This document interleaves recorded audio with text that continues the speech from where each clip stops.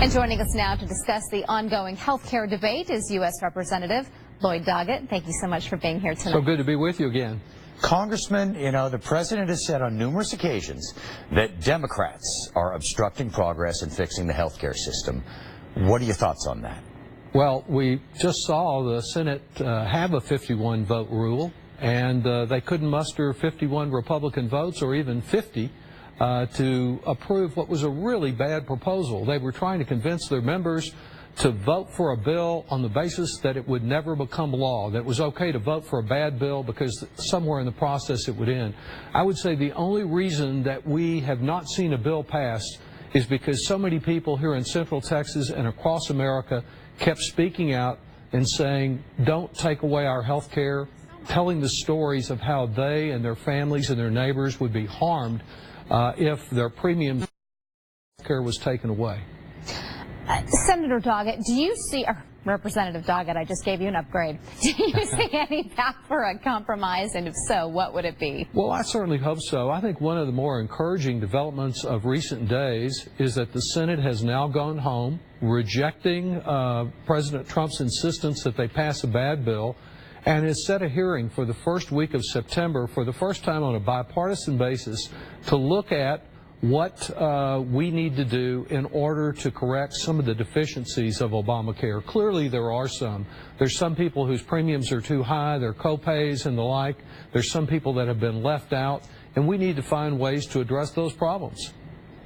You know, as far as a compromise and working with some of the Republicans, you mentioned a few of those, but what are some of the things that would be deal killers as far as Republicans and Democrats working together? What would kill that deal? Well, certainly President Trump has done a great deal in his whole approach to this, declaring the bill that he insisted we pass in the House on a strictly partisan basis a mean bill after it passed, and then going on to what most observers said was a meaner bill. I think we need a more public and inclusive process. It's amazing that these bills got to this point, and we've never had a single Trump official, we've never had a single physician or hospital administrator or an insurance leader come before our committee and explain and answer questions about the bill. We need to hear from some of the experts, and we need to keep hearing from the people and try to craft a better bill. And of course, as you know, one of my big concerns is that a deficiency in the Affordable Care Act is that it does not do enough to deal with prescription price gouging. And I hear from so many people across our community who are experiencing those problems, who end up with huge prescription bills, even if they have some insurance. I think we need to focus on that aspect of the problem.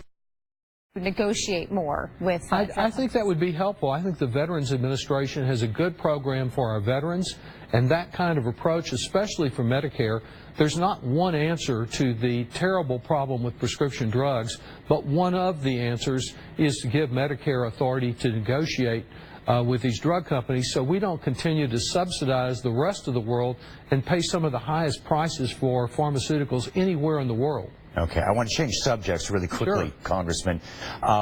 We are hearing from a lot of lawmakers, obviously, about the Russia investigation. We're hearing today a grand jury has now been impaneled. What are your thoughts on that? Well, it's a very serious matter. I think our national security has been threatened and perhaps seriously impaired. I don't understand why President Trump can be more critical of even his fellow Republicans, not to mention Democrats, critical of our generals, critical of our law enforcement, and never have a word to say negative about Vladimir Putin, who is a major adversary of this country. I've been trying, as you know, for months to get access to the Trump tax returns. I hope that the special counsel is looking at all the financial dealings of the Trump family. I don't know if there was collusion throughout this campaign, but I do know the Trump family tried to collude with the Russians.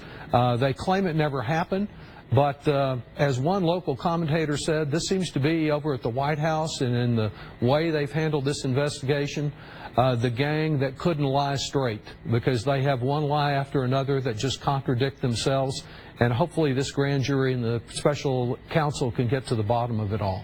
All right, Representative Thank you. Lloyd Doggett, thank you so much for coming in and sharing your perspectives with us tonight. Thanks a lot.